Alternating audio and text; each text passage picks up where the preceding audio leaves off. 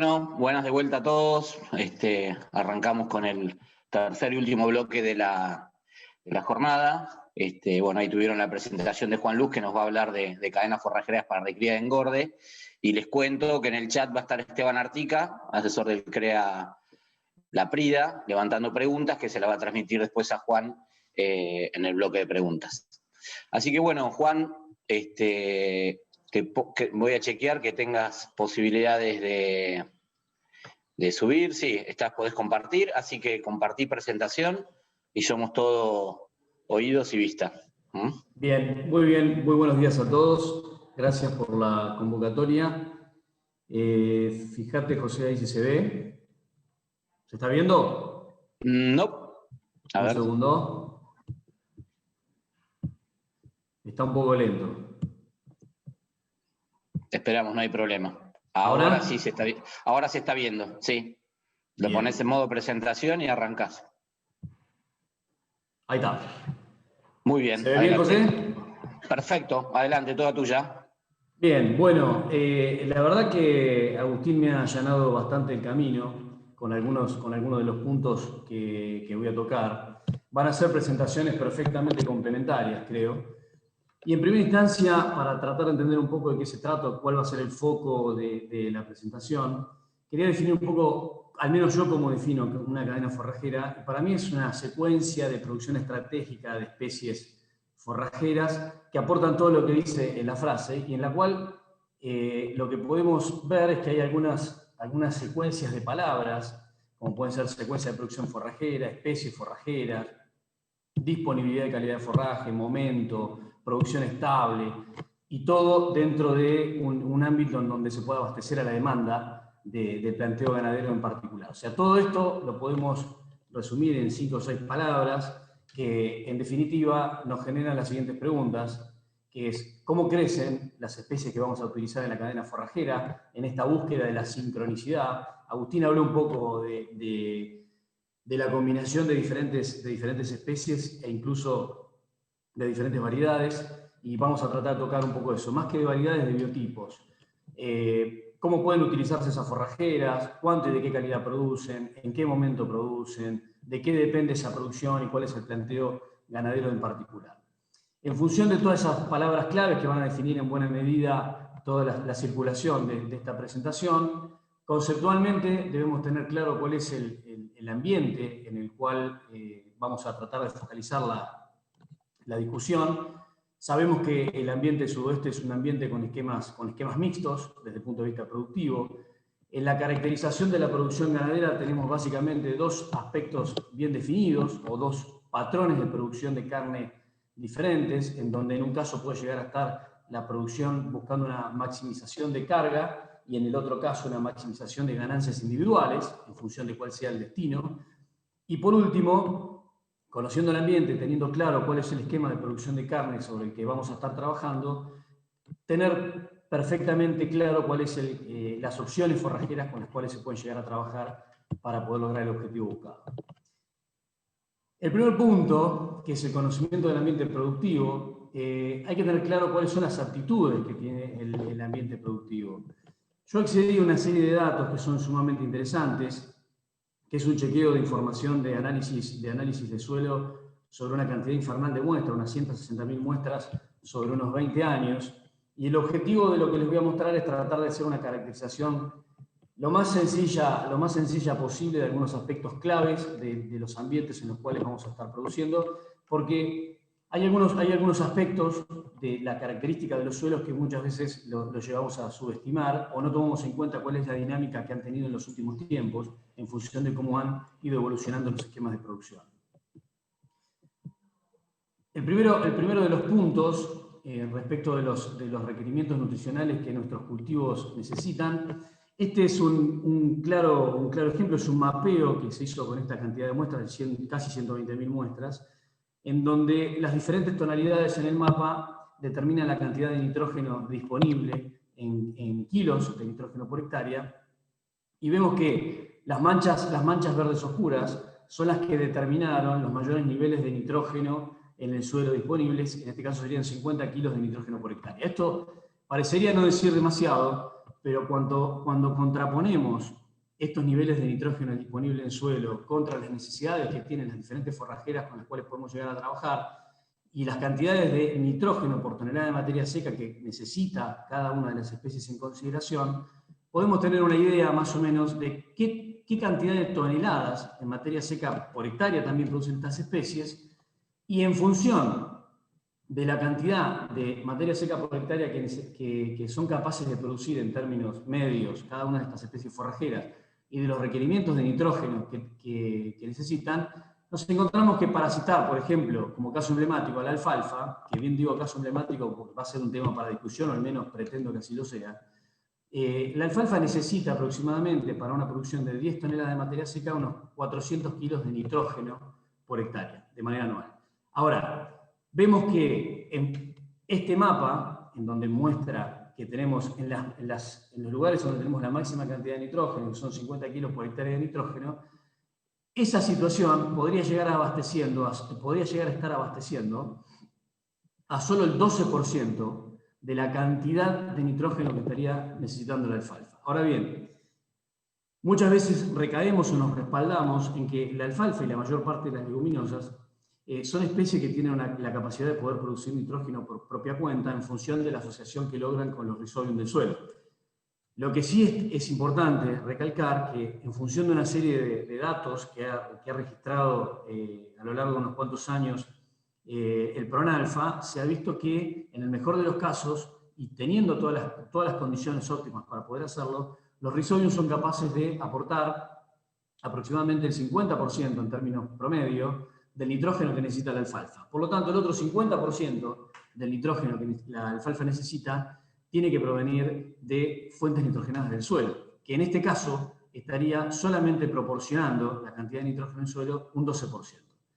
¿Qué quiero mencionar con esto? Muchas veces consideramos que algunas especies forrajeras, base alfalfa, pero fundamentalmente todas las leguminosas en general, tienen capacidad de autoabastecerse en sus necesidades de nitrógeno, y lo que podemos ver con este sencillo mapa es que realmente no es así, que en este caso solamente estaríamos abasteciendo un 12% de lo que una alfalfa de 10.000 kilos de materia seca puede llegar a necesitar.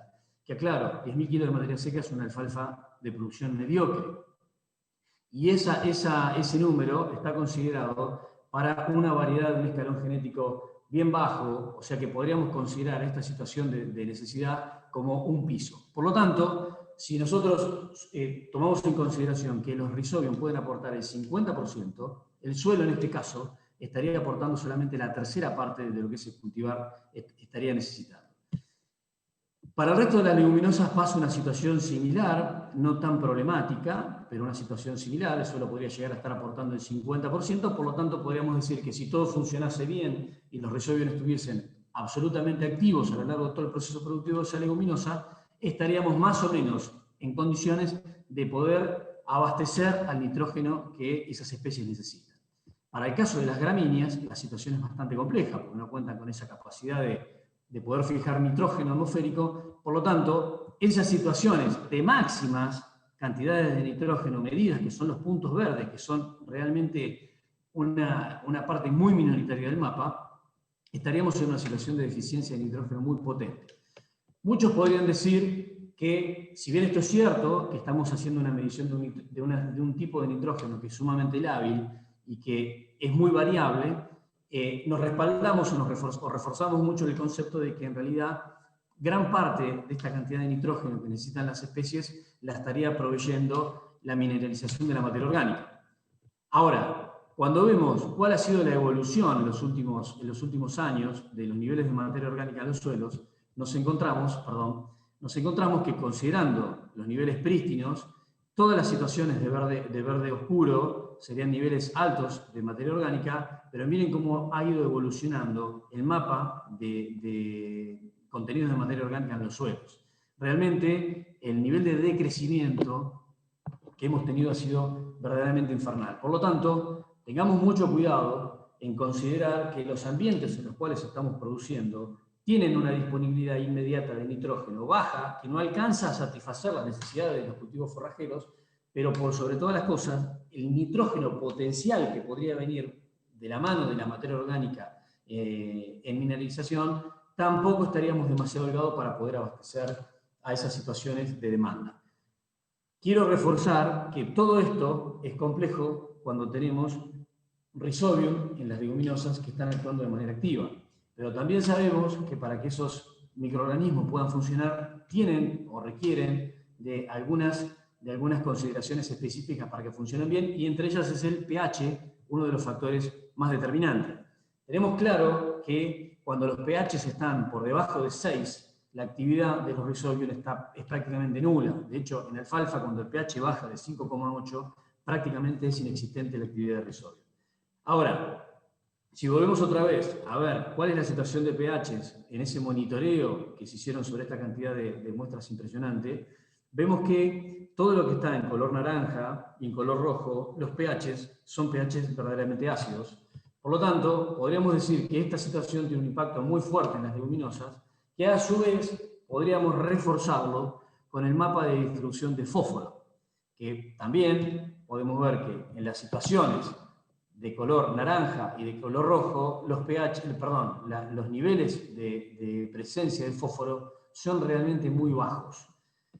Si a esto le sumo que para el caso de cultivares premium de alfalfa con altas potencialidades de producción forrajera, los requerimientos de nitrógeno, los requerimientos de fósforo son muy altos y van más allá de 25 partes por millón. O sea, en todos lados vamos a ver que la alfalfa no respondería teóricamente a una fertilización con fósforo cuando la cantidad de fósforo que hay en el suelo está alrededor de 25 partes por millón. Lo que se ha visto es que los nuevos cultivares con un potencial de rendimiento más alto, mucho más alto, han subido bastante esa barrera, y hoy podemos encontrar que los cultivares premium necesitan el doble de nutrientes que los cultivares de potencial de rendimiento inferior. Sabemos que las alfalfas de alto rendimiento empiezan a dejar de manifestar respuesta a la fertilización con fósforo a partir de los 35 partes por millón. Por lo tanto, si estamos en consideración, para el caso de la alfalfa, consideramos este mapa, podríamos decir que todo lo que está en amarillo, naranja y rojo está con niveles de fósforo por debajo de lo necesario. ¿Qué quiero decir con todo esto? Lo que quiero manifestar con todo esto es que el ambiente productivo en el cual nos estamos manejando es un ambiente productivo que está limitado por un montón de lados. Está limitado por la disponibilidad de nitrógeno, está limitado por la disponibilidad potencial de nitrógeno, está limitado por la evolución que ha tenido la materia orgánica. Estamos teniendo problemas muy serios de pH. Tenemos bajos niveles de fósforo, que creo que es lo que más asumimos de todas las otras cuestiones que yo menciono. Pero tenemos que tener en consideración que si nosotros pretendemos armar una cadena forrajera productiva y hacemos una planificación de producción, la escala que le demos a esa potencialidad de producción que estemos buscando tiene que tener un claro anclaje en todo este diagnóstico previo que estoy haciendo. Esto no quiere decir que tenemos que tirarnos abajo un puente, pero sí quiero reforzar la importancia de un correcto diagnóstico para poder tener nuestras pretensiones de producción más cercanas a la realidad que podemos llegar a estar buscando. Ahora bien, dicho toda esta parte inicial, que es tratar de darle un poco el marco a la cadena forrajera, y vamos a focalizarnos sobre cuáles son las especies que pueden utilizarse. Dentro de todas estas opciones posibles, que seguramente hay muchas más, descarto obviamente el campo natural y los diferidos en pie, por ser cadenas forrajeras que no aplicarían para los esquemas de recría y de invernada, y me focalizaría en estos puntos, sin repetir las cuestiones que mencionó Agustín, sino con intención de entrar un poco más en detalle y potenciar los conceptos básicos que estamos perfectamente alineados en las concepciones.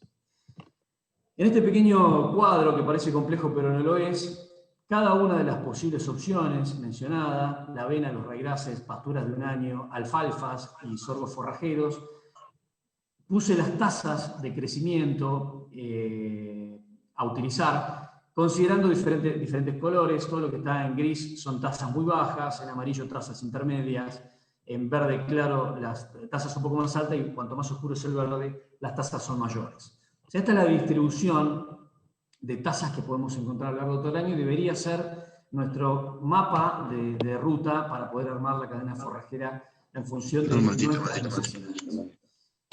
Yendo por puntos, vamos al primero. El primero de ellos serían los verdeos de inviernos, que voy a ahondar un poco en la comparación entre los raigrases anuales y la avena, no con intención de generar una confrontación entre las dos especies, sino tratar de tener claro cuáles son las potencialidades que puede llegar a generar una y otra, y por sobre todas las cosas, hacer mucho hincapié en las capacidades que tiene el raigras anual como una llave muy importante para el funcionamiento de toda esta cadena. Dentro de esos verdeos de invierno es importante, como mencionaba recién, definir la especie, y luego, una vez definida la especie, es fundamental definir el biotipo y la variedad que va a utilizarse, porque acá encontramos realmente un panorama sumamente amplio. Y por último, definir qué tipo de manejo puede afectar a la producción que nosotros estamos buscando. Con el mismo cultivo, o sea, con la misma especie, con el mismo cultivar, con el mismo biotipo, utilizando diferentes manejos, podemos lograr producciones más altas o producciones inferiores, e incluso se pueden dar algunos balances o desbalances de la calidad. Vamos a meternos un poco en estas cuestiones. El primer punto, que es la comparación entre avena y raigras. Hay varias cuestiones que pueden analizarse. Dentro de estas cuestiones vamos a focalizarnos en, creo que los 3 puntos quizás más complejos, o que pueden llegar a generar un poco más de debate. Creo que no hay ninguna duda respecto de las diferencias que existen entre avena y raigras respecto de la sanidad foliar o de la tolerancia a frío. Entonces, mi intención es tratar de focalizarme en estos puntos que generalmente generan discrepancias, que es la producción de pasto comparativa en el primer corte, la producción total a lo largo de todo el ciclo, el comportamiento ante bajas precipitaciones y la calidad forrajera que puede llegar a aportar una especie o la otra. Para avanzar sobre el primero de los puntos, lo que hice fue hacer un chequeo de los resultados de ensayos que hemos tenido a lo largo de los años en el campo experimental en Pergamino. Habitualmente solemos hacer entre 30 y 40 cultivares todos los años de diferentes biotipos de raigras, y siempre dentro de ese ensayo acostumbro a poner a la avena top de ese momento, como para tener un control respecto al comportamiento de los raigrases con la avena del momento, con la avena que está funcionando de mejor manera en ese año, en particular o en campañas anteriores. Hice una media de 4 años, y lo que veo es que, o al menos lo que puedo analizar, es que si bien podemos encontrar que las producciones son bastante parejas, el promedio de los raigrases me dio una producción un poco por arriba de lo que puede llegar a encontrarse con las producciones de avena. Quiero hacer una aclaración puntual, porque viendo esto sería estúpido pensar en la posibilidad de utilizar avena como un verdeo de invierno, y sin embargo no lo es. Esta, obviamente, creo que el punto principal que me podría llegar a llevar a definir la utilización de la avena en una cadena forrajera es la ventaja que tiene la avena de poder sembrarse de manera anticipada por la tolerancia natural que tiene en implantación a las altas temperaturas. Esta comparación está hecha con fechas de siembra de la primera semana de marzo.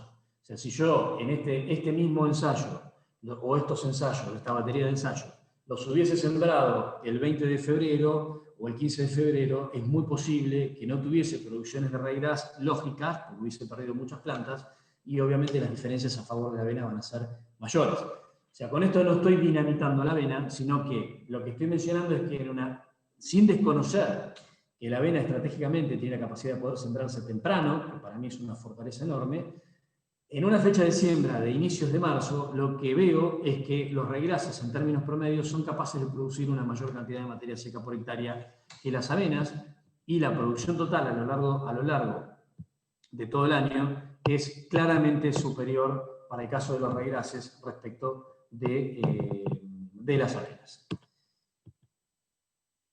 Por otro lado, y metiéndonos ya dentro de lo que es los raigrases como especie en consideración, hay una gran diversidad de biotipos, tanto sean diploides, tetraploides, wester, itálicos. Y lo importante a tomar en cuenta es que toda esta diversidad de biotipos posibles lo que genera es genera la ventaja, o nos da la ventaja de poder elegir en función de los biotipos dónde queremos nuestros picos de producción. En este gráfico tomé en cuenta la producción a lo largo del año de los diferentes posibles biotipos, y lo que se ve claramente es que estratégicamente los raigrases de tipo precoz, los más precoces de todo, anticipan los picos de producción, pero claramente sobre el final de la estación invernal las producciones son inferiores. Mientras que los raigrases de tipo itálico, o que son los más tardíos de lo que uno puede llegar a encontrar en el mercado, tienen una producción inicial que está por debajo de la media de los raigrases precoces, con un pico de producción mucho más tardío y un volumen total de forraje superior. En los raigrases pasa exactamente la misma situación que podemos llegar a encontrar en cualquier otro tipo de cultivo cuando comparamos un ciclo corto con un ciclo largo. Los ciclos cortos concentran mucho más rápido la producción, definen los componentes de rendimiento de manera en lapsos de tiempo mucho más cortos, por lo tanto, naturalmente tienen menor capacidad de producción total, pero estratégicamente producen de manera anticipada. O sea, ¿por qué menciono esto? Porque si una vez que se decidió la utilización de un raigras anual dentro de la cadena forrajera que queremos armar, es clave tener precisión respecto de cuándo se necesita la producción de pasto.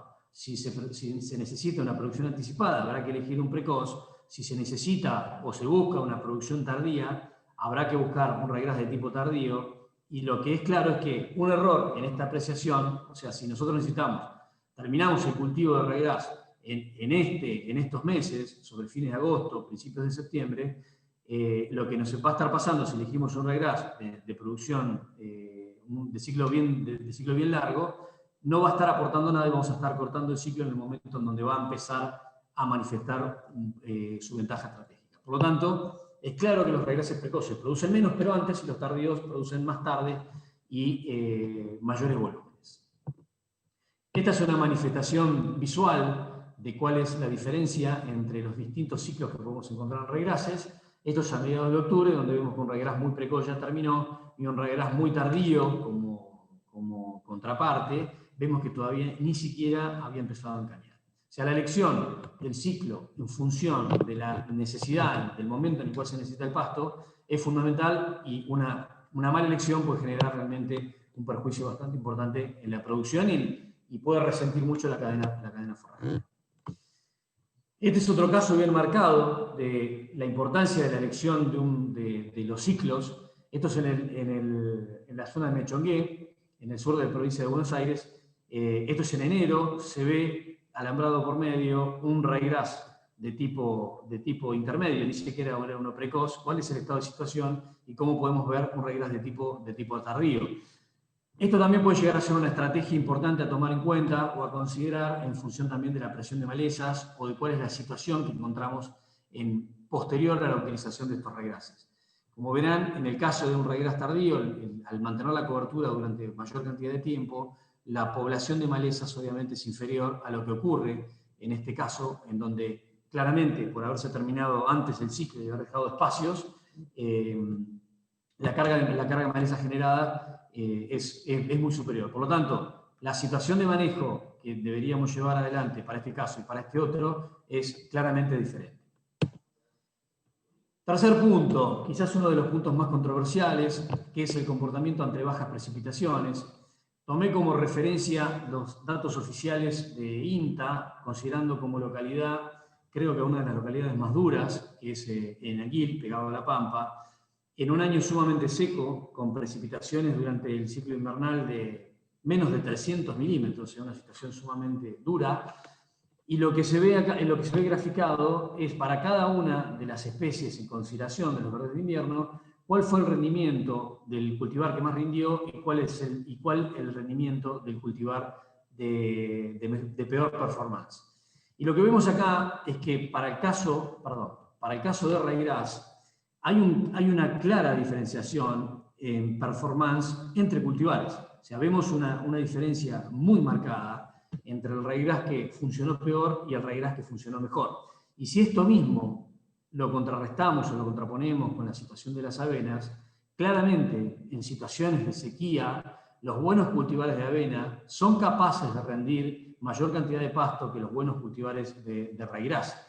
Pero una avena intermedia o un mal cultivar de avena o un cultivar de avena que no tenga un buen comportamiento de esa situación particular puede estar en condiciones de producciones inferiores a lo que se puede llegar a obtener con un buen raigras. Por lo tanto, como conclusión general de esto, creo que sobredimensionamos o tenemos la costumbre de sobredimensionar el buen comportamiento productivo de las avenas ante situación de sequía y castigamos mucho a la producción de los raíces en situación de sequía. En segunda medida, tenemos claro que cuando las precipitaciones son bajas, no produce bien ni uno ni otro. Ahí vemos que las performantes, la mejor avena o el mejor raíz fueron 4 o 5 mil kilos de materia seca por hectárea, que son producciones realmente bastante bajas. O sea, ante bajas precipitaciones, cualquiera va a producir menos. Pero en situaciones riesgosas, no minimicemos las potencialidades que tiene el raíz respecto de la avena, pero claro está, sea la elección, un raíz o una avena, la elección del cultivar que tenga el mejor comportamiento para ese ambiente en particular es fundamental. Por último, la calidad de forraje que podemos encontrar dentro de los raíces. Este es un trabajo que ha hecho la Universidad de Luján, la Facultad de Agronomía de Luján, durante muchos años. Yo acá presento algunos de los datos, en donde midieron en función de diferentes frecuencias de utilización en raíz para los mismos cultivares, utilizaron varios cultivares, creo que eran como 14 o 15 cultivares diferentes. Lo que se observó es que con diferentes niveles, diferentes frecuencias de defoliación, los niveles productivos tenían una variación bastante marcada. Está claro que creo que a nadie se le ocurriría utilizar frecuencias de defoliación en raíz cada 48 días, porque sería bastante complejo el manejo, pero la diferencia que existe entre estos dos puntos, que son bastante razonables, es bastante marcada.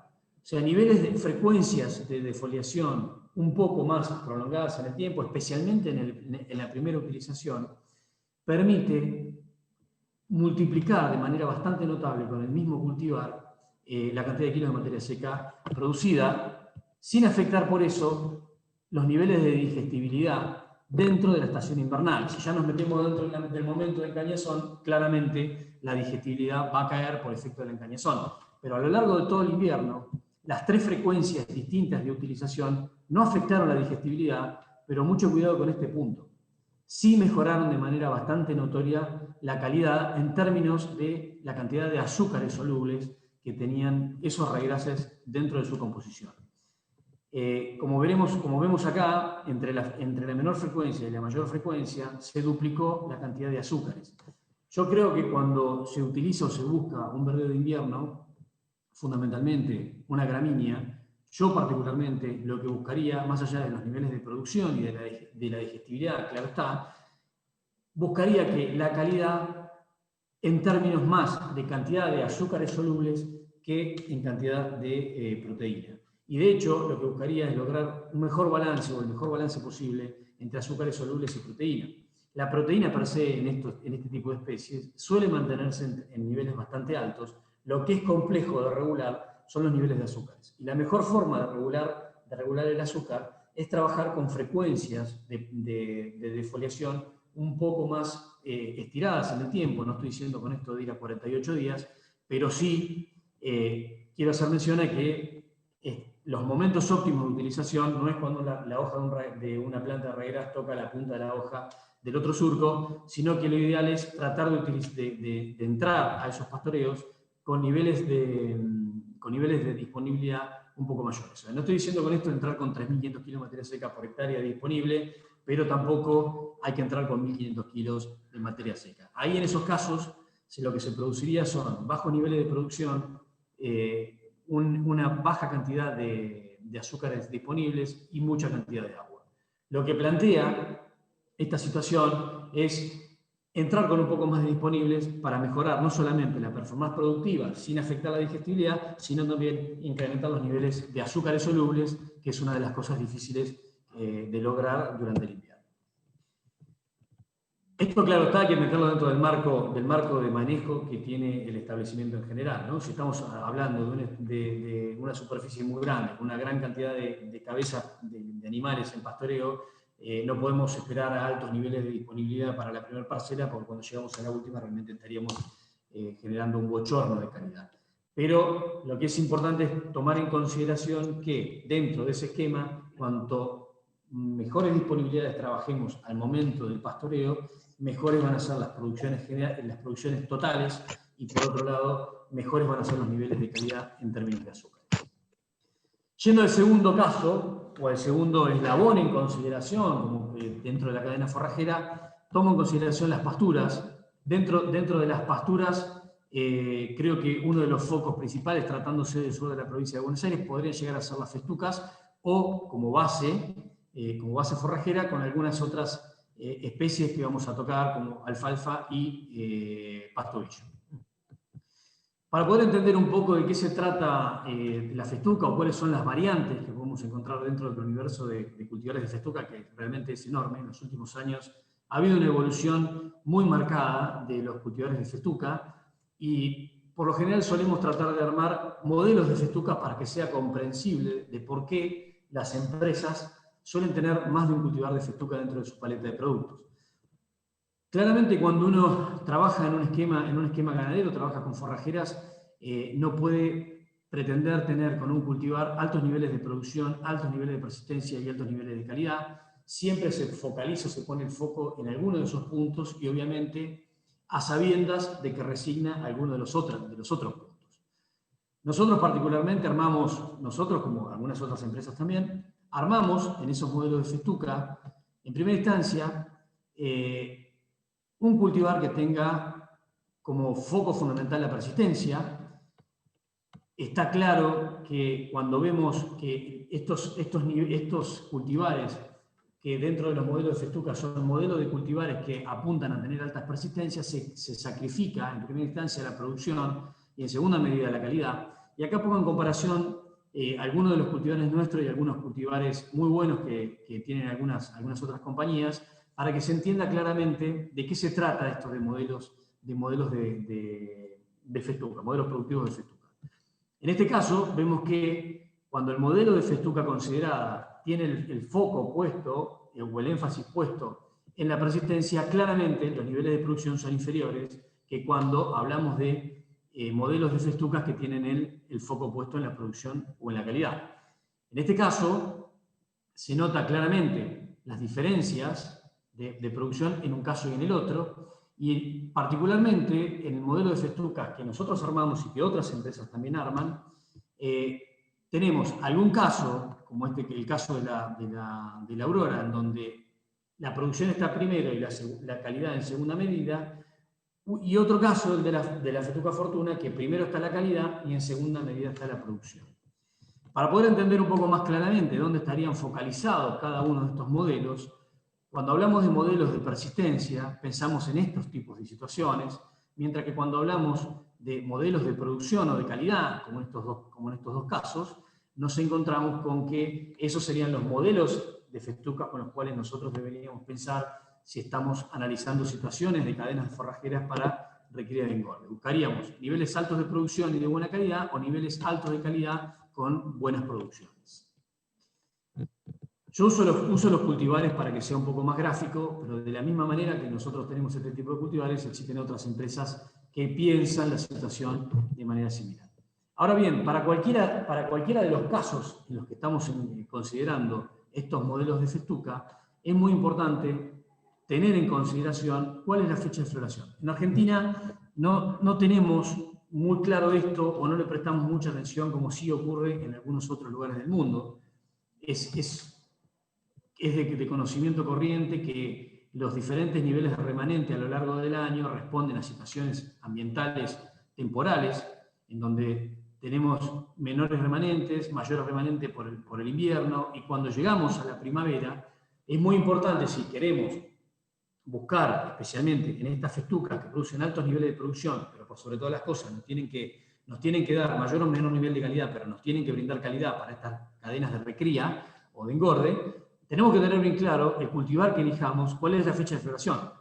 Yo pongo acá, si miran, cuáles son las variedades consideradas. Entre la festuca más temprana y la festuca más tardía, tenemos 40 45 días de diferimiento en fecha de floración. Por lo tanto, apretar la presión de pastoreo para evitar que se produzca la elongación de las varas y se caiga la calidad es fundamental si lo que queremos mantener son altos niveles de producción y buenos niveles de calidad. Entonces, si trabajamos con un cultivar de floración temprana o de floración tardía, el momento de apretar esa situación de pastoreo es completamente diferente y es fundamental tener claro cuándo hacerlo. Entre esta punta y esta punta estamos hablando de un pastoreo y medio o incluso 2 pastoreos. Y los cultivares modernos, especialmente estos cultivares que tienen la capacidad de producir altos niveles, pero a su vez también tener buena calidad, tienen la propiedad de tener una floración bastante concentrada en el tiempo. Por lo tanto, si sabemos a ciencia cierta cuándo es la floración, o cuál es más o menos el momento en donde va a florecer cada una de ellas, se puede maximizar la producción y se puede maximizar claramente la calidad. Con un pastoreo profundo, obviamente hay que contar con carga para poder hacerlo, con un pastoreo profundo en el momento apropiado, se puede evitar, se puede maximizar las dos cosas y se puede evitar incluso hasta un desmalezado. Estos son los ejemplos que yo les mencionaba, entre una floración temprana y una floración tardía, para la misma fecha, cuál es la diferencia fenológica entre una y otra.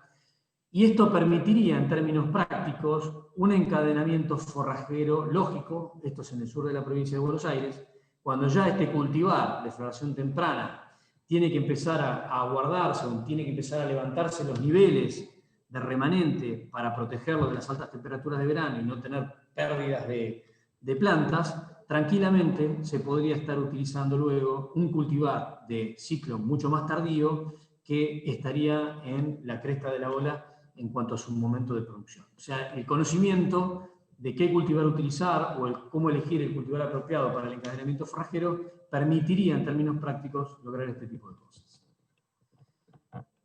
Uno de los grandes problemas que nos encontramos cuando utilizamos forrajeras templadas es que cuando empezamos a pasar de mediados de noviembre, principios de diciembre, el verano empieza obviamente a apretar y empieza a generarse realmente un verdadero problema cuando queremos realizar o armar bien ese encadenamiento forrajero. Claramente las especies que utilizamos son especies de tipo templada, que en el verano no solamente empiezan a ser menos productivas, sino que por otro lado también empiezan a ser susceptibles a la presión de la temperatura combinada con las bajas precipitaciones, y eso genera no solo niveles de producción bajos, sino que incluso mucha pérdida de pasturas.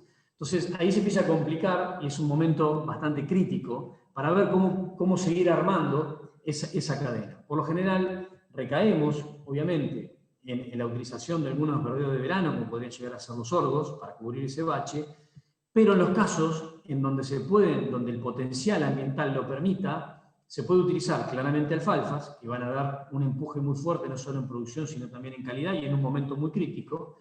Pero es importante reconsiderar, o al menos yo intento volver a reconsiderar a esta especie, el pasto ovillo, sea tanto con alfalfa o sin alfalfa, como una especie clave para un encadenamiento forrajero, especialmente para los meses de verano. Nos vamos a meter un poco más en esta cuestión.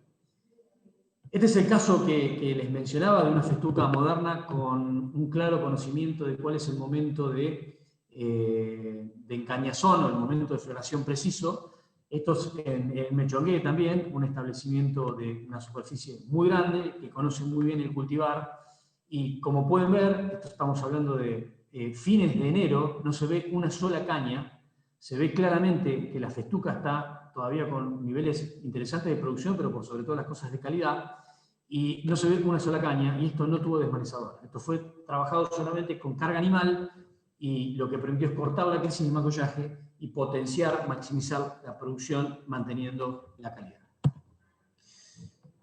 Volviendo a hablar del tema de calidad, en estos modelos de festucas que son clave, a mi entender, para los encadenamientos forrajeros de cría y engorde, en donde se requiere de volumen, pero también se requiere de calidad.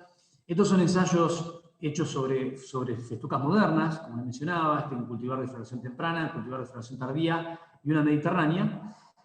Estos son ensayos nuevos que hicimos en la Universidad de Lomas de Zamora, en donde medimos los niveles de digestibilidad y vemos que a lo largo de todo el año mantienen niveles interesantes de digestibilidad, y en términos de proteína, cuando son bien conducidos estos cultivares, también son capaces de mantener niveles de proteína realmente importantes. Ahora bien, cuando nos vamos sobre el fin de año, o sea, cuando nos vamos sobre mediados de noviembre e inicios de diciembre, que es lo que mencionaba anteriormente, por más que tengamos cultivares que tienen niveles altos de producción y niveles altos de calidad, claro está que las calidades sobre el fin del año, cuando empiezan los meses estivales, empiezan a resentirse de manera notable, y ahí se nos empiezan a generar algunos huecos. Yo creo que en esa situación, y considerando cultivares de pasto billo apropiados, el pasto billo puede generar un aporte muy importante. Si bien es cierto que el ovillo produce alrededor de un 15-20% menos que las festucas, lo que es interesante considerar es que tiene dos aspectos, a mi entender, que son sumamente claves. Primero, que ya naturalmente tiene un diferimiento de la producción de pasto hacia el verano, o sea, está un poco más corrida la producción hacia el verano, pero el otro punto importante que hay que considerar de esta especie es que tiene una gran capacidad de mantener altos niveles de digestibilidad. Como verán, acá estoy comparando un pasto billo en línea gris gruesa contra dos festucas de altísima calidad, y ven que la digestibilidad del pasto billo está durante todo el año por encima de las festucas. Si esto lo metemos dentro de la coctelera y consideramos que el pasto billo difiere su producción más hacia el verano, y consideramos que justamente en los meses críticos, en donde la calidad de la festuca se cae por razones obvias, por una cuestión de temporalidad, por estar en el verano, el ovillo es capaz de mantener niveles de calidad más altos. El otro punto interesante, que es bastante poco conocido, que dentro de las forrajeras templadas que solemos utilizar en nuestras producciones forrajeras, el pasto billo es la especie que tiene mayor capacidad de sostener niveles de calidad altos con forraje diferido. Por lo tanto, si metemos todo esto dentro del análisis y tomamos en consideración que podemos hacer un encadenamiento con festuca de floración temprana, una de floración tardía, yéndonos más hacia el verano, y encima nos metemos dentro del verano con un pasto billo que sostiene altos niveles de calidad, buenos niveles de digestibilidad, y que nos permite incluso acumular algo de pasto sobre el fin de la primavera y transferirlo al verano, sosteniendo en buena medida altos niveles de digestibilidad, podemos presumir que podemos armar una cadena forrajera en donde tenemos a una especie perenne, ya lo sabemos que es bastante más barata que lo que puede llegar a aportar los verdeos de verano dentro de esa matriz. Entonces, yo creo que siempre que tengamos la situación ambiental propicia para que el pasto billo pueda desarrollarse, y si elegimos de manera correcta el cultivar, o sea, un cultivar que sea preponderantemente de floración tardía para poder lograr mejores encadenamientos, casi que podríamos volver a utilizar en la salida del verano, mantener el uso de los ovillos durante el verano y volver a entrar nuevamente en los inicios del otoño con algunos regrases de promoción o con la producción de algunas festucas de arranque más temprano. Entonces, para mí es una especie que ha sido muy denostada. En buena medida, creo que la culpabilidad de esa mala prensa que tiene el ovillo ha sido la utilización o el ingreso de algunos cultivares de mala performance sanitaria en Argentina, que ha desmoralizado un poco al usuario, pero realmente la genética que está apareciendo en pasto billo en Argentina está apareciendo genética sumamente interesante con niveles de tolerancia a enfermedades de hoja importantes. Y por otro lado, especialmente todo el área del sudoeste tiene algunos ambientes que son sumamente complejos. Si bien tiene ambientes con buena profundidad de perfil, tiene muchos ambientes que presentan tosca en superficie y que presentan algunas restricciones desde el punto de vista de la disponibilidad hídrica. El pasto billo es una de las especies que tiene capacidad de tolerar sequías mucho más que cualquier otra, dejando de lado claramente la agropina, ¿no? Pero una de las ventajas que tiene el ovillo, más allá de todo lo que yo les estuve mencionando recién, es que es muy capaz de tolerar ambientes con restricciones de profundidad de suelo y con restricciones de disponibilidad hídrica. Obviamente que va a bajar sus niveles de producción, pero es capaz de prosperar de manera productiva e interesante en ambientes en donde quizás no llegue la festuca. Y ahí es donde tenemos otro valor importante a considerar dentro de esta especie. En función de eso, yo diferencio dos ambientes claves: los ambientes de alto potencial, en donde claramente podrían ir festucas, ya sean continentales o mediterráneas, acompañadas con alfalfas, que tanto pueden ser del grupo 6 o del grupo 9, que ahí hay que hacer un buen análisis respecto de lo que se requiere, si son continentales o mediterráneas, o si los vamos a acompañar con alfalfa grupo 6 o grupo 9, vamos a charlar un poquito de eso también. Y en estos ambientes también de alto potencial, en esos encadenamientos más volcados hacia el verano, en donde la festuca no llega por una cuestión de temperatura, se pueden combinar la utilización de ovillos con alfalfas también, tanto grupo 6 como grupo 9. En los otros ambientes, en los ambientes de restricción por profundidad, como se ve acá en la foto, el pasto ovillo, como les mencionaba, a mi entender es una especie sumamente estratégica y permite ser utilizado en estas situaciones en dos caminos distintos.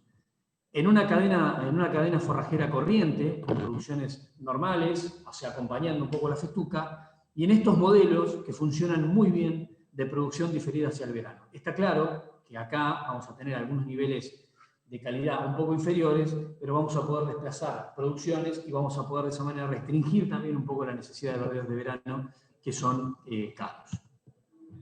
Yendo al primero de los ambientes, a los ambientes de alto potencial, y mostrando algunos datos que seguramente pueden llegar a generar algún tipo de controversia, y estaría bueno que se genere la discusión. Existe una gran diversidad de cultivares de festuca y existen diferentes escuelas o corrientes de pensamiento respecto de las continentales y las mediterráneas y sus combinaciones con alfalfas 9 y alfalfas grupo 6. Si bien hay realmente es una temática para discutir, creo que durante una presentación completa, yo simplemente tomé un dato de un ensayo extensivo que hizo INTA Pergamino hace unos años, en donde utilizaron durante 4 ciclos ganaderos, 4 años, utilizaron alfalfa grupo 9 y festuca norte de Europa, o sea, las continentales, y alfalfa grupo 6 y festucas de tipo mediterráneo. Lo que midieron es no solamente producción de pasto, sino que también midieron niveles de producción de carne. Y lo que se puede ver es que a lo largo de los 4 ciclos, y considerando la producción promedio, vemos que no existieron diferencias significativas en la cantidad de carne generada a lo largo de los 4 años entre continentales con grupo 9 y mediterráneas y grupo 6. O sea, no habría un fundamento lógico que dice que una agrupación pueda llegar a producir más que otra. O sea, a priori, lo que podemos ver en estos resultados es que la producción de carne por hectárea, en esta circunstancia, de la manera en que esto fue realizado, realmente no hubo diferencias.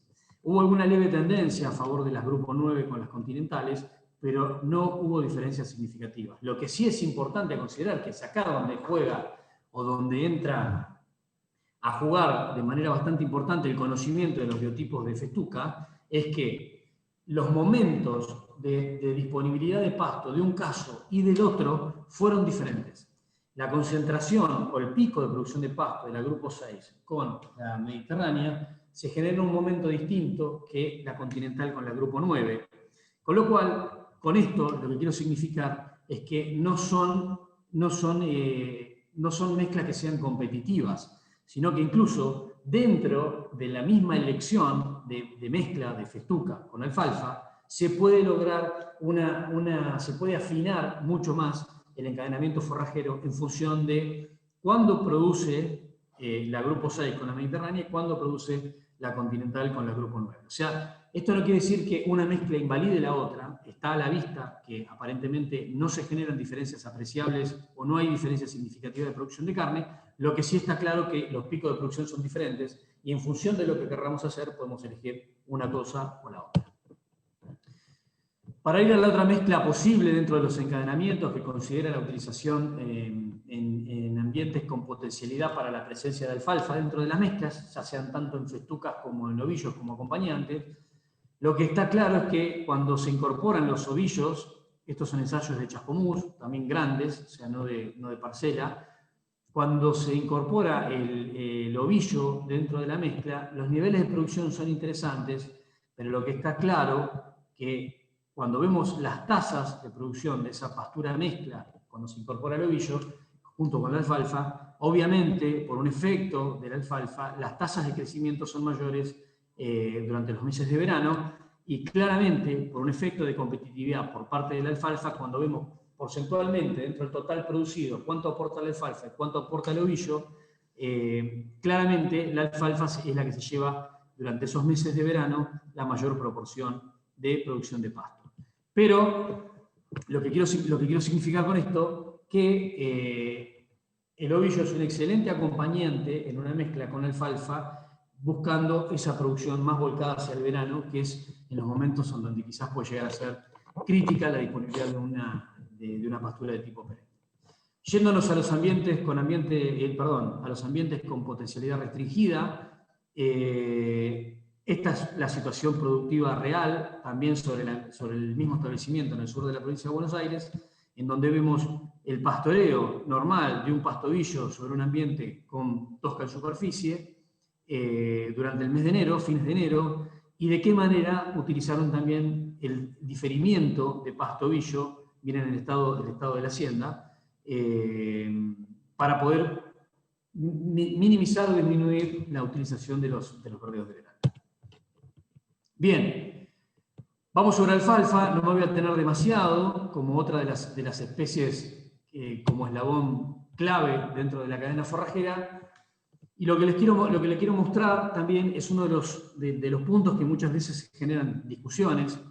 Esta es la red de evaluación que tiene INTA, son muchas localidades a lo largo de toda la República Argentina, y yo acá lo que hice fue contraponer los niveles de producción, la media de los grupos 6 en barras verdes y la media de los grupos 9 en barra azulada o violácea. Lo que les muestro con esto es que en prácticamente casi todas las localidades, independientemente de si se encuentran en el sur o al norte, dentro de la región pampeana, los niveles de producción suelen estar a favor de las grupo 9. O sea, hay una especie de conocimiento que proviene de datos quizás antiguos. Estos son datos mucho más nuevos. Esto no lo veo solamente en esta serie, sino que lo vengo analizando desde hace muchos años. Y dentro de la región pampeana, las alfalfas grupo 9 son capaces de producir alrededor de un 15%, la media de los últimos 30 años, al menos lo que he visto, es que las alfalfas sin latencia, las 8, 9 y 10, son capaces de producir entre 8 a 15% más que las alfalfas grupo 6 en las mismas condiciones. Acá se ve más claramente. Por debajo de la barra, esta es la relación de producción entre las grupos 6 y la grupo 9 para cada localidad. Cada vez que la producción esté por encima de 1, significa que la grupo 9 produjo más que la grupo 6. Lo que está claro es que la elección de un grupo de latencia no tiene que estar en función de estos datos. Lo que quiero significar es que la elección del grupo de latencia no tiene que estar restringida a la posición geográfica, sea norte o sur de la región pampeana, sino que está determinado, debería estar definida en función del manejo que se le va a dar. Las alfalfas grupo 9 tienen frecuencia de utilización bastante más corta, se requiere de circuitos de pastoreo mucho más rápidos que las grupo 9, que son un poco más flexibles. Si tomamos en consideración que superficies muy grandes, cargas muy altas, dificultad de manejo, etcétera, etcétera, etcétera, quizás ahí la elección debería ser sacrificando algo de nivel de producción sobre una grupo 6, mientras que si se está en condiciones de poder tener frecuencias de pastoreo acordes a las necesidades de pastoreo que tienen el grupo 9, se podría utilizar grupo 9 y no es el frío un determinante para la elección del grupo de latencia. En la confección de esa cadena forrajera, cuando incorporamos alfalfa, también hay que tener en claro cómo es la distribución del forraje en cada uno de estos grupos de latencia.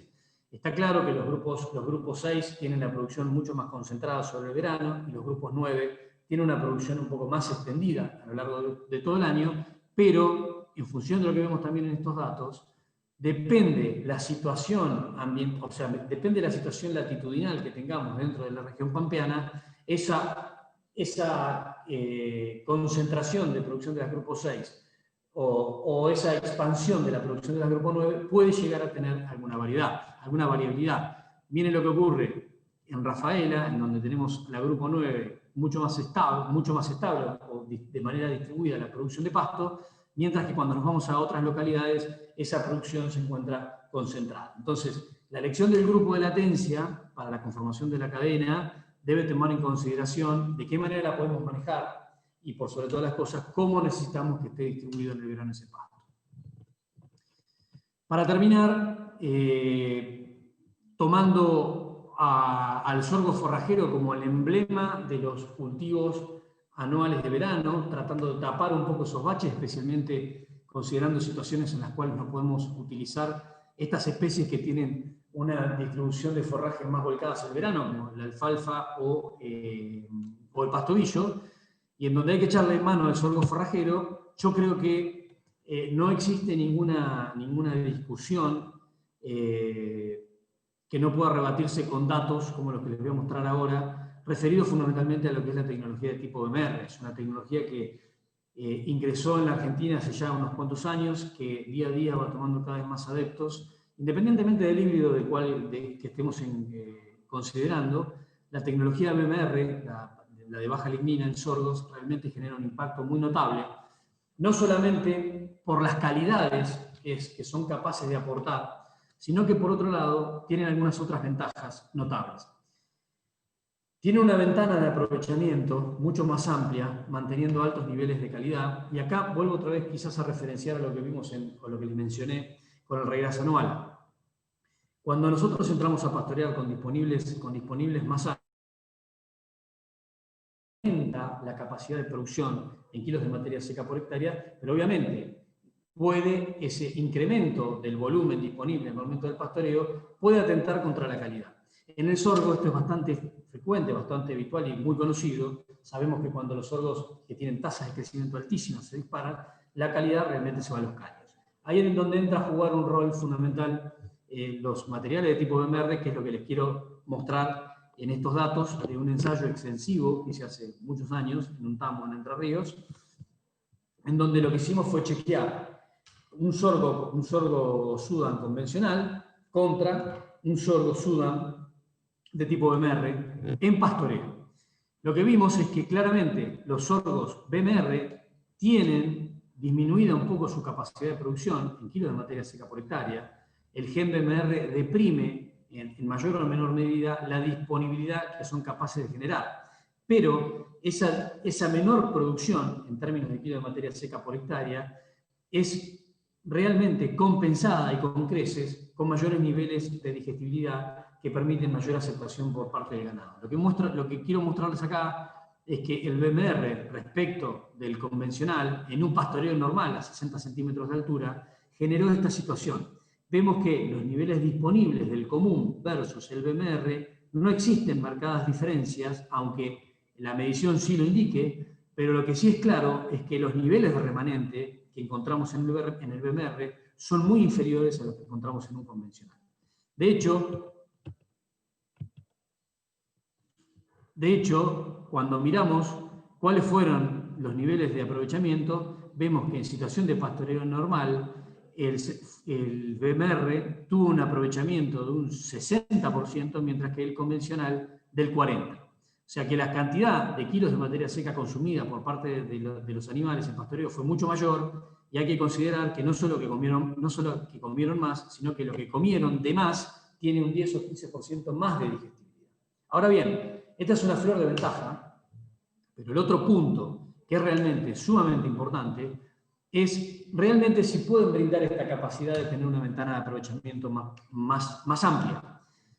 ¿Cómo lo medimos? Considerando las parcelas a 1,20 m, o sea, simulando las últimas parcelas en las que los animales entraron, y lo que vemos, o lo que pudimos analizar, es que aún estando pasado, el BMR, aún pasado, tuvo un coeficiente de aprovechamiento mayor que lo que tuvo un forrajero convencional a 60 centímetros de altura. Y encima, esto que consumieron, como repito, 8 a 15% más de digestibilidad. Por lo tanto, en la utilización de verdeos de verano, de sorgos forrajeros, yo creo que no dudaría un segundo en utilizar los materiales de tipo BMR, independientemente, que es otra discusión, del híbrido en consideración. Yo lo que quiero mencionarles es la importancia de la tecnología BMR, que admite aprovechamientos mayores aún con sorgos pasados. Nos da una ventaja, nos hace estirar un poco más las posibilidades de uso. Bien, para cerrar, dentro de las opciones que tenemos dentro de las cadenas forrajeras, esas son las tasas de crecimiento para cada uno de los casos. Simplemente lo que hice abajo es poner en rojo, borrar todos el resto de los colores para que sea más sencillo análisis. En rojo las celdas rojas se estarían marcando cuándo podríamos estar utilizando cada uno de los recursos de manera activa. Y lo que está claro es que durante el invierno, en esta conformación de cadenas forrajeras, es donde encontramos las mayores limitantes, aún teniendo la posibilidad de tener algunas especies de altos niveles de producción y calidad, como pueden llegar a ser las alfalfas o los ovillos. Nos encontramos que tenemos una limitante muy clara que está debida fundamentalmente por el ambiente. Las bajas temperaturas, aún teniendo verdeos de inviernos en funcionamiento, generan un momento crítico bastante importante en donde quizás ahí la suplementación, todo esto tiene que estar obviamente consensuado con la carga que vamos a utilizar, ¿no? Pero la suplementación, en función de esta situación, quizás tenga que jugar un rol importante. Mientras que en el verano, tanto sea sobre el inicio del verano o sobre el final del verano, las restricciones más fuertes las tenemos fundamentalmente por el ambiente. Cuando tenemos ambientes que no nos permiten utilizar especies perennes de ciclos estivales, como vimos que es la alfalfa y el pastovillo, ahí también se nos puede generar una situación de complejidad en donde quizás no nos quede otra solución que ir hacia la utilización de verdeos de verano. Como ejemplo práctico de cadena forrajera yendo de un año hacia el otro, podríamos pensar en la utilización de los verdeos de invierno, raigrasa anual, quizás acá falta la avena en una instancia inicial. La utilización de raigrases itálicos permite ir con disponibilidades más hacia adelante en el tiempo. Luego las festucas tempranas en consociación con trébol blanco o alfalfa en función del ambiente que tengamos disponible. Nos podrían dar producciones de pasto anticipadas, o las festucas más tardías, tanto sea con blanco, rojo o alfalfa, si es que nos permite el ambiente, nos permitiría hacer un encadenamiento más hacia atrás. Después vendrían los ovillos, que consociado con alfalfa si el ambiente es de alto potencial, o con lotus corniculatus incluso si el ambiente tiene menos potencial o baja profundidad de perfil. Las alfalfas puras obviamente son una elección clave en aquellos ambientes donde la potencialidad lo permite. Los diferidos de ovillo no dejan de ser una alternativa interesante que hay que rever. Y por último, lo que estaría cerrando todas estas posibilidades, como última rueda de auxilio, por el alto costo que suelen tener los verdeos, podrían llegar a utilizarse los sorgos forrajeros. Bueno, sin mucho más que eso, dejo abierto entonces el espacio para las dudas. Bueno, buenísimo. Muchas gracias, Juan. La verdad que es muy, muy bueno. Así que, bueno, le doy la bienvenida a Esteban Artica, asesor de Clara Laprida, que tiene las preguntas y te las va a hacer él. Muy bien. Quedo a merced de Esteban, entonces. Bien, bien, bien. Muy buena la charla, Juan. La verdad que muy, muy gráfica. Fueron surgiendo varias consultas. Te las voy tirando. La primera que surgió es gente que comenta que tiene problemas en la persistencia de la alfalfa cuando la tiene consociada con las festucas. Que cuando comen bien las festucas empiezan a perder persistencia en las alfalfas. ¿Qué podrías aportarnos a este tema? Es un temón, Esteban. Es un flor de temón. Hay mucha variabilidad. O sea, yo esta situación la he visto en diferentes situaciones ambientales en donde a veces veo que lo que se pierde son las alfalfas y hay veces que lo que veo que lo que se pierde son las festucas. Tenemos claramente una contraposición entre la necesidad de pastoreo que tiene la frecuencia de pastoreo que tiene una festuca y la frecuencia de pastoreo que tiene una alfalfa. Ahí se genera una confrontación entre las dos. Yo creo que la festuca obviamente tiene frecuencias de pastoreo más cortas y eso nos lleva a que la alfalfa la estemos sometiendo a una especie de sobrepastoreo. Ahí me parece que empieza a jugar un rol muy importante la elección del grupo de latencia. ¿Por qué? La frecuencia de pastoreo ideal, obviamente esto a lo largo del año cambia, pero la frecuencia, si queremos tomarlo en términos promedios, la frecuencia de pastoreo ideal promedio de una grupo 6 está en los 38-40 días, mientras que la frecuencia promedio de una alfalfa grupo 9 puede estar en los 24-25 días. Por lo tanto, si tomamos en consideración esos promedios, que son muy engañosos, y ahora digo por qué, si tomamos en consideración esos promedios, una alfalfa grupo 9 debería estar más sincronizada en frecuencias con una festuca que una alfalfa grupo 6 que requeriría un periodo de crecimiento un poco más prolongado. ¿Por qué digo que los promedios son engañosos? Y acá es donde empieza a jugar un poco el arte de la elección de los cultivares y de los biotipos. Si nosotros tomamos como fecha enero, que obviamente la festuca no juega, pues donde tenemos que cuidar justamente la festuca por altas temperaturas, la frecuencia de utilización de una grupo 6 y de una grupo 9 es prácticamente igual, 25 días para los dos.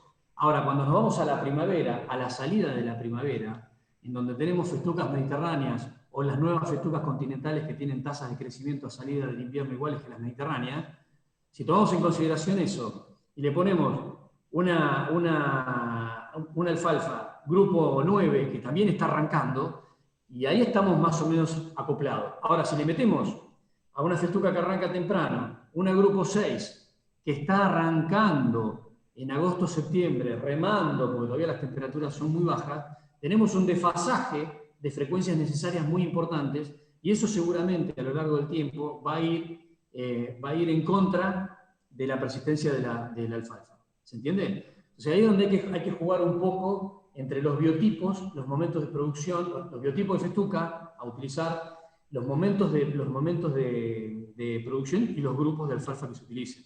Pero es cierto, cuando ciertos modelos de utilización de festuca y alfalfa generan una pérdida importante de alfalfas, y yo creo que la forma de evitar eso es lograr una mayor sincronicidad entre el biotipo de festuca y el biotipo de alfalfa que se utilice. Bien, muy claro, Juan. Segundo punto, lo primero que hablaste vos fue todo el tema de la falta de fertilidad de los suelos. Para pasturas promedio de zona sudoeste o de la mitad de la provincia de Buenos Aires para abajo, tomando los parámetros que vos mostraste, ¿qué sugerencias en fertilización de fósforos de inicio meterías y cuánto meterías la urea dentro del sistema anual? Bien, yo creo que acá es donde muchos se van a arrancar los pelos. Yo creo que nosotros estamos sobredimensionando, que la idea justamente de arrancar con lo que mostré de pH y de nitrógeno es generar esta alarma. Yo lo que vengo viendo a lo largo del tiempo, y yo creo que cada vez lo veo de manera más profunda, nosotros en términos generales subestimamos las necesidades de nitrógeno, especialmente las leguminosas. Todos sabemos que las gramíneas tienen una demanda de nitrógeno muy alta, pero si vuelvo al cuadro inicial, vemos que los altos niveles de nitrógeno, o sea, los puntitos del mapa que mostraban las mayores disponibilidades de nitrógeno, esos 50 kilos de nitrógeno por hectárea, esos pequeños puntitos que son muy pocos, de 50 kilos, le daban el 50% del nitrógeno necesario a las gramíneas, pero le daban el 10% del nitrógeno necesario a la alfalfa. ¿Y qué es lo que ocurre? Nosotros nos recostamos en que los rhizobiums son los santos salvadores que son capaces de aportar todo el nitrógeno que las leguminosas pueden llegar a necesitar. Primero, las leguminosas, el rhizobium puede aportar en el mejor de los casos el 50%, siempre y cuando anden bien. El otro 50% viene del suelo, así que ya de pique estamos bajo de nitrógeno en suelo. Si los rhizobiums están funcionando bien, pueden aportar ese otro 50%, pero para que anden bien, tenemos que tener bien el pH. Y yo lo que veo, el pH en alfalfa, cuando te bajás de 5,8, 5,7, los rhizobiums no andan. A lo largo de 15 años de recorrer pasturas en la República Argentina, realmente son contados con los dedos de esta mano las veces que he levantado plantas de alfalfa de segundo año y que las vean noduladas. O sea, no tenemos nódulos en las leguminosas, tenemos muy baja proporción de plantas noduladas. O sea, si vos me preguntás a mí, ¿por dónde empiezo a pensar? Empiezo a pensar, primero, ¿cómo estamos de pH? Si queremos meter alfalfa dentro del circuito, ¿no? ¿Cómo estamos de pH? Si el pH está bajo de 6 y queremos tener una producción lógica y razonable de alfalfa, lo primero que tenemos que corregir es pH. Después que podamos corregir pH, veamos cuál es nuestra situación de nitrógeno, en función del nitrógeno actual y también en función del nitrógeno potencial respecto de la cantidad de materia orgánica que tenemos en suelo. O sea, si vuelven a mirar los mapas de disponibilidad de materia orgánica en los suelos, la evolución que hemos tenido en los últimos 20 años ha sido catastrófica. Entonces, estamos en una situación de fragilidad y estoy tomando dos consideraciones que son muy poco consideradas. Estoy hablando de pH, que todo lo pasamos muy a la ligera, y estoy hablando de nitrógeno, que solamente lo consideramos para gramíneas. O sea, ahí tenemos dos situaciones graves que no prestamos atención. Después viene el fósforo. El fósforo, si nosotros pensamos en alfalfa, decimos que necesitamos 25 partes por millón. En realidad, si vamos a una alfalfa de alto potencial, necesitamos 35. Estamos mal también. Ahora bien, yendo a lo que mencionás vos, para mí la fertilización de arranque o la situación de normalización, si queremos llamarlo de alguna manera, del suelo inicial, tendría que seguir toda esta secuencia. Tendríamos que ver toda la sanidad del suelo por completo, sin olvidarnos de nitrógeno, sin olvidarnos del pH. Y el otro punto, sin olvidarnos de la situación de densificación del suelo. Yo estoy viendo de manera cada vez más pronunciada suelos con unos niveles de fertilidad fantásticos. Tengo un caso emblemático acá en Rojas, que es uno de los mejores suelos de la República Argentina, pero tiene una compactación a 7 centímetros que hace que todo el perfil de explotación de la pastura, no solamente en nutrientes, sino en agua, estén en esos 5 centímetros. Abajo tenés 40 partes por millón de fósforo, pero están inaccesibles. Entonces, todas esas situaciones hay que verlas. Y volviendo otra vez a lo que vos preguntabas inicialmente, ¿cómo veo yo un planteo estratégico de fertilización? Primero tomo en consideración todo esto y segundo, la fertilización de arranque, por supuesto que sí, pero las refertilizaciones, especialmente nitrogenadas, son fundamentales. Hay datos muy contundentes de respuesta de alfalfas puras a fertilización nitrogenada después del primer verano. O sea, el primer año nos manejamos claramente con el aporte de los Rhizobium que van con la siembra si estamos en niveles de pH que son lógicos y razonables, 6 para arriba. Después del primer verano, hagan la prueba, fertilicen las pasturas de alfalfa o las alfalfas puras, fertilicen con nitrógeno y después me cuentan. Porque por lo general decimos, no, matamos a los Rhizobium. Chequeamos si están. Yo les puedo asegurar que a partir del segundo año la proporción de Rhizobium son muy bajas. Entonces, después del primer verano, la fertilización nitrogenada, sí, a la festuca, a los raíces, al pastobillo y a la leguminosa también. Bien, bien, Juan. Me están apurando que tendríamos que hacer la última pregunta. Vamos. La última sería un poco en... Había 2 o 3 preguntas que las junto acá. Preguntan algunos por qué apuntás más a mezclas simples en gramíneas y no meter cebadilla. Yo contesté algo que habíamos conversado en algún momento de que la cebadilla por ahí deja alguna calva el segundo y tercer año. Preguntan también un poco de qué densidades de siembra estás hablando. No sé si en plantas o en kilos, ya sea de las festucas, el ovillo y las alfalfas, como para que ponerle en contexto un poco ese tema. Yo diría que con eso estaríamos. Bien. Primero que nada, si querés, si quedaron preguntas pendientes, dejo mi mail para que me manden correos y me pregunten. Tomo el compromiso de contestarlas. Mi mail es jluz, luz con s, @pgwseeds, en plural.com.ar. Es un poco complejo el mail, pero de última me buscan en la página de PGG, ahí está mi mail. O me llaman por teléfono, lo que sea. Yendo puntualmente a la respuesta. Sí, lo hemos discutido un poco el tema de la cebadilla. Yo suelo, acá es cada maestrito con su librito. A mí me gustan las mezclas simples, porque para mí las mezclas simples son más sencillas de trabajar. Las mezclas complejas a mí me dejan un tanto incómodo y me resultan complicadas de manejar. No quiere decir que esté mal hacerlas, pero a mí me gustan más las mezclas simples. Entonces, yo sí puedo hacer una mezcla de una gramínea y una leguminosa, si elijo bien y tengo bien organizada mi cadena forrajera, si puedo elegir una gramínea y una leguminosa, yo estoy conforme, ya está. Y de última le meto 2 gramíneas y 2 leguminosas si tengo una situación de mucha complejidad ambiental. Creo que el ejemplo clásico es Festuca agropiro blanco lotus tenuis, para un ambiente, para un lote de complejo de suelos muy salpicado, donde vos no podés hacer diferenciación de calidades de suelos para meter agropiro y lotus y festuca y blanca. Pero si lo puedo hacer, la separo. Yendo a la cebadilla, a mí me cuesta mucho usar la cebadilla porque es una especie bastante complicada de meter en las mezclas. Fundamentalmente, si lo que buscas es calidad, si tenés un planteo de producción de carne, encaña demasiado temprano. Y no solamente encaña demasiado temprano, sino que la cebadilla suele ser repanojante.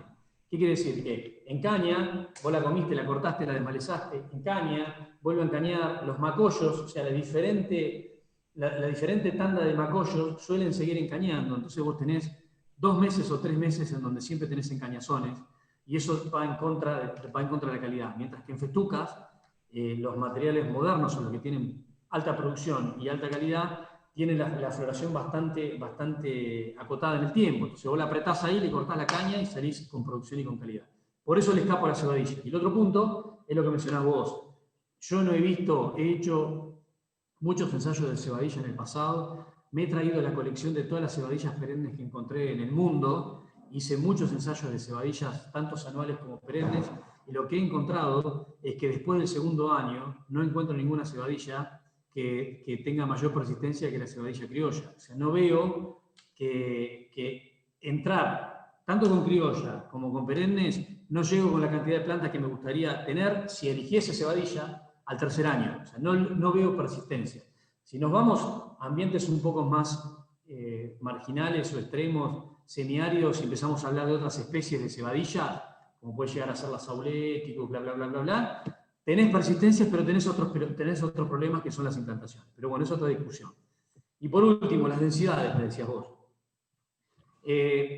Nosotros los argentinos tenemos la triste fama a nivel mundial de ser los más pijoteros en el mundo con densidades de siembra.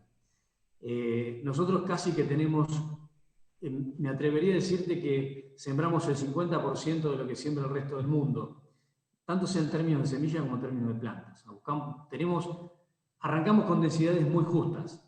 Y yo creo que las altas densidades de siembra, independientemente de la especie con la que estemos tratando, y especialmente en las especies que son perennes, las altas densidades de siembra son el mejor seguro que tenemos de llegar con persistencia lo más lejos del tiempo. Si vos arrancás muy jugado y tenés una situación ambiental o de manejo extremo que te hace perder plantas, no tenés capacidad de compensación cuando estás jugado con la cantidad de plantas.